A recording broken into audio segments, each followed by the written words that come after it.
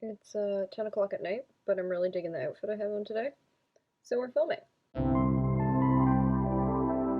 Hi everyone, and welcome back to my channel. My name is Maddie, and thanks for joining us if you're new here.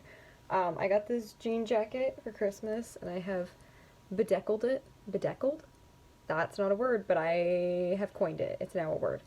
We got Nelly from Heartstopper. We got some Star Kid pins. I'm kind of digging it. And this t-shirt which says, I have no shelf control. Because I don't. I just buy books like crazy. So welcome back to our second episode of Webcomics Wednesday. I know it doesn't matter to you that I'm filming it at 10 o'clock at night because you're getting it Wednesday morning, but in case you want to know what's going on with my life, that's what's happening. I got a comment on, well, a couple comments actually on the last video, and someone mentioned including timestamps, so I'm going to try and break up this video hopefully in a way that makes sense and be able to leave timestamps in the description. So if you're looking for something specific like premise or characters or something, you can kind of jump ahead. I'm also going to aim to make this video a little bit shorter so it's a little bit more watchable, I guess, in terms of runtime. So today's comic that we're talking about is JL8, which stands for Justice League 8, and it is created by Yale Stewart. This comic follows the members of the Justice League when they're 8 years old at elementary school. This is probably kind of the second webcomic that I started following, and it's one that it's really been on quite a journey since I started following it. When I was first following it, it was updating weekly, and now I think they're at the point where it's like one big update once a year, but I did try and dig and like find one because I feel like that definitely came out over a year ago that I read that, but I couldn't find that information. As far as I know, it's still running, but it's going to be one big update a year, which can be a little bit frustrating. You might have to do a little bit of rereading, but either way, worth the wait. So that's kind of premise, update, schedule covered. So now I think I'll delve a little bit more into the characters, and then after that I'll get into some of the things about the story and that I love about this webcomic. So the characters, I'm gonna like stare off into space because I actually have posters so I can remember them all. So there's John the Martian, there is Power Girl, who I believe her name is Karen. I could be wrong about that, but also I just said that out loud and I feel like the name Karen has been ruined by the media, so sorry, Power Girl, if that is your name. Wonder Woman, so Diana, Clark Kent, Superman, Bruce Wayne, almost said Bruce Banner, Bruce Wayne, so Batman, Green Lantern, who I believe his name is Hank, and then Barry, who is the Flash. So these are kind of the characters that it follows, and it does a really good job of kind of playing on their different personalities and things like that. They all still wear their costumes and go to school and have their superpowers and all that jazz, but it definitely takes a little bit of a more playful and youthful tone to that. One of the things that I really like about this is the way that they kind of dilute almost the essence of the character in a way into like the body of an 8-year-old. So for example, Batman is still kind of this like broody-esque villain who doesn't really need anybody's help, but instead that sort of manifests himself in the friendships around him and the way that he always has to kind of like one-up the people around him. And Superman is still kind of like this all-American hero, but that kind of manifests him in his need to kind of be kind and caring and like always look out for the people around him and do whatever is going to be best to make sure that they're doing okay, even if that means that he's not going to be looking after himself necessarily. I think my favorite characters in the series is probably John the Martian. I feel like I'm definitely pronouncing his name wrong. Feel free to yell at me. People taught me things about pronunciation in the last video.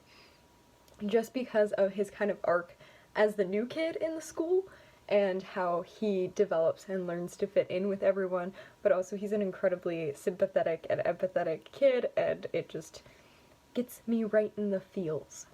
So obviously we have the kids who are at the school, but the villains do also show up as well as the playground bullies, which is really interesting, some of the dynamics that they play on it. You know, you have kind of like your Lex Luthor and your Catwoman, I guess Catgirl in this case. I don't know, that's kind of weird. I guess it's not Batboy, so I guess it would be Catwoman. Off topic.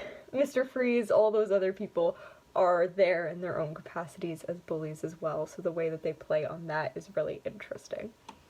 So to talk in terms of plot, it follows the characters while they're at school, but it also follows them through a lot of kind of like typical things that are like huge deals when you're an 8-year-old.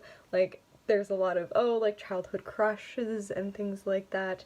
There is birthday parties that need to get organized and like fights that happen at the school, secrets and all of that jazz that happens when you're 8 years old. It feels like it's the end of the world. The story is very centered on the characters and their kind of growth and development as the story goes on, and I think that's one of the things that's really interesting about it, is that there's something so young about it, but something so universal at the same time, that even though it's about these children, they're talking about feelings that are incredibly relatable to a wider audience, which is really interesting and refreshing to be able to read about and kind of remember what it was like to be a kid back then. Also, the way that the powers are kind of worked into the narrative as kind of like, you know, Barry the Flash being like this overacted kid who's kind of sprinting around the classroom trying to like cause chaos all the time, is really interesting. And there's a moment where Clark Kent flies home and his mom's like, oh, you know how shy he is about using the washroom at other people's houses. So the way that they brush off those little things is really interesting. So I guess kind of the last category that I need to cover is why you should read this comic, or what are things about this comic that I think make it really special. I think the creativity of using the narrative and adapting it in a unique way is definitely one of the things that is wonderful. I am personally more of a Marvel fan, but even as someone who exists in that kind of space, I know enough about DC to see all these little elements. So there's moments where like Alfred will put on the bat signal to tell Batman to come home for dinner.